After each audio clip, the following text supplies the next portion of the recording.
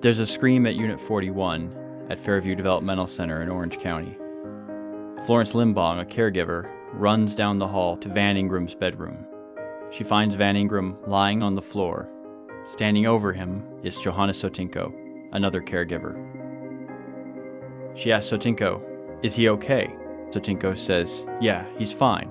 He just doesn't want to pull up his pants." Van Ingram was severely autistic.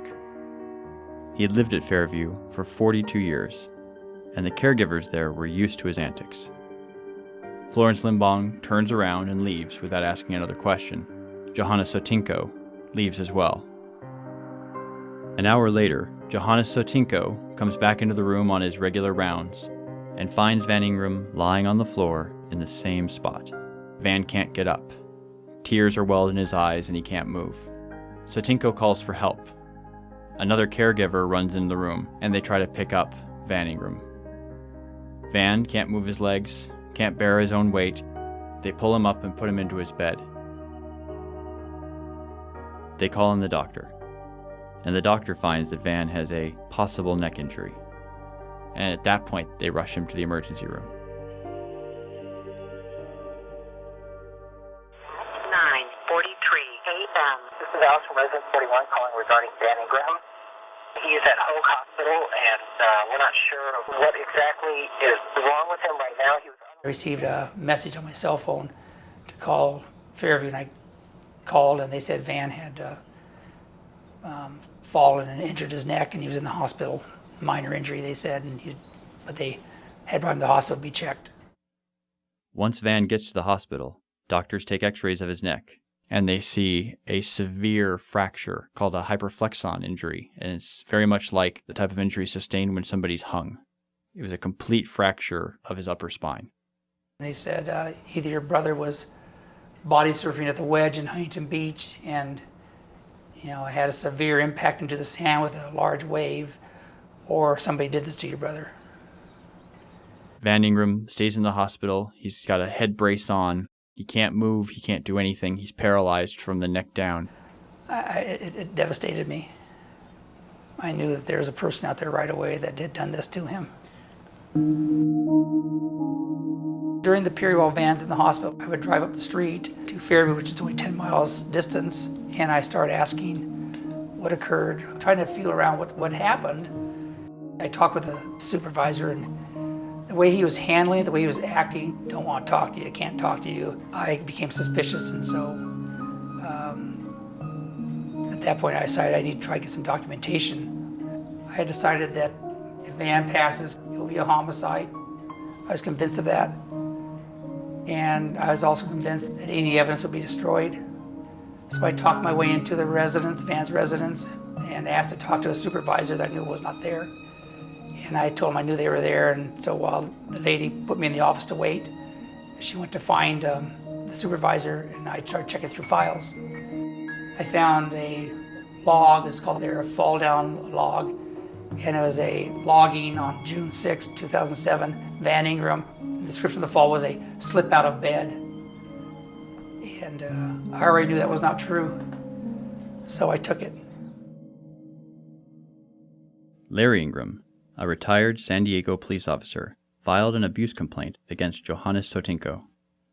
Later on, through his inquiries, Larry also discovered that a couple days after Van's injury, Sotinko went into the sleep logs, which document what's happening with patients every 30 minutes. And he altered Van's record from the morning of the injury. He initially had written in Van's status as B for in the bathroom and S for sleeping.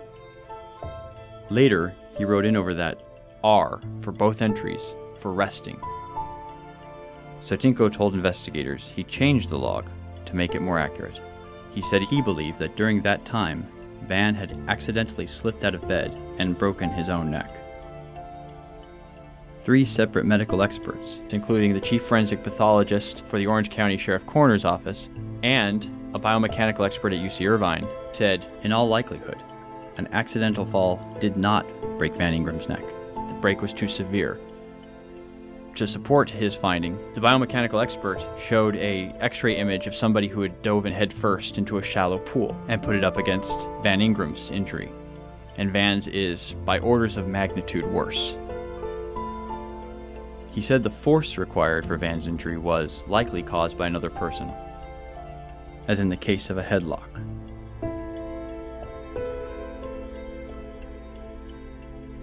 At the hospital, doctors said Van's paralysis was permanent. His brother Larry made the decision to take him off life support. Because of Van's autism, he was unable to speak. He had an IQ in the single digits. One of his primary joys in life was the ability to run around, free movement. To have Van paralyzed and trapped in a motionless body would have been, according to his brother, torture. I couldn't let him lay there like that for 10 years. He didn't understand. He was scared and confused. His quality of life would have been zero.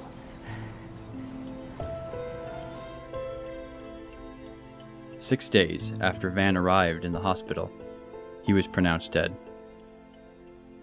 Tuesday, June 12th at 3:09 p.m. Hi, Larry. This is Teresa Depew with Investigations at Fairview. First of all, I'd just like to say I'm very sorry for your loss. Larry met 2 detectives investigating Van's case for Fairview's in-house police force, the Office of Protective Services. I thought I was dealing with experienced detectives. Thought I was dealing with fellow cops. The Office of Protective Services works for the Developmental Center. They're investigating their own staff. There's an inherent conflict of interest with that setup. The lead investigator on the case was a woman named Teresa Depew, who is a registered nurse who had never previously investigated a suspicious death. They questioned people who were at the scene, who by then had had time to talk to one another. No collection of physical evidence took place at all.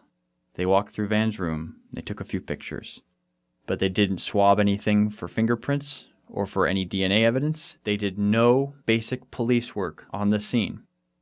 They started out with Johannes Sotinko as the suspect in the case because Larry Ingraham had filed an abuse complaint. Johannes Sotinko acknowledged that he was with Van at the time when Van screamed. He acknowledged altering records within 48 hours of the injury. But the detective at Fairview never opened an investigation into possible evidence tampering.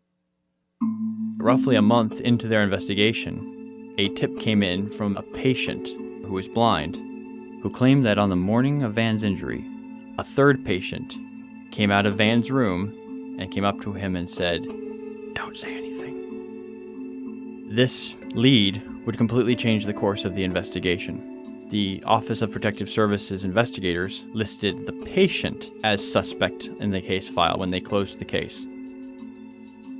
Also in that case file, the detectives omitted evidence from the biomechanical expert at UC Irvine, in which he concluded that this was likely a homicide.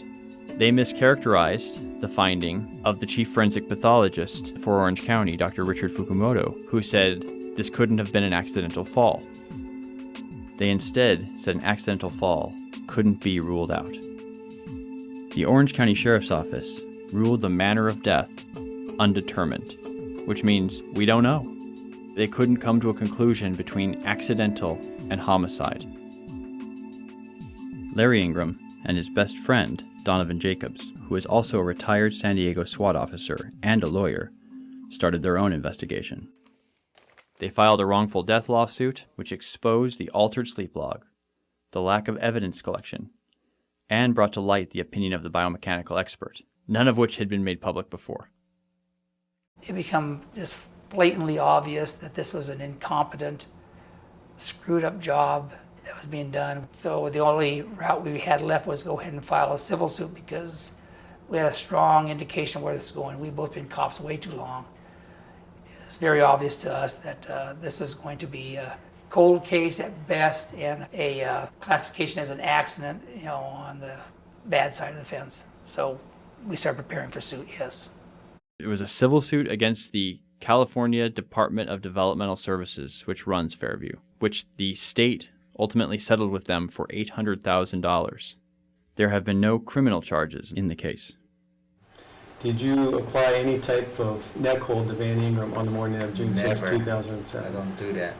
Sotinko told investigators he did not harm Van Ingraham in any way. He said he found Van on the ground. He said he believed Van broke his neck in an accidental fall. So Tinko had previously been investigated 4 times for his work as a caregiver at Metropolitan State Hospital. Every single one of those came to an unsubstantiated ruling. The same ruling was found in the death of Van Ingram. Larry Ingram is very much still looking for justice. We're dealing with a system that's broken, that's being ran by a bunch of people that are worried more about their jobs than about justice for the innocent.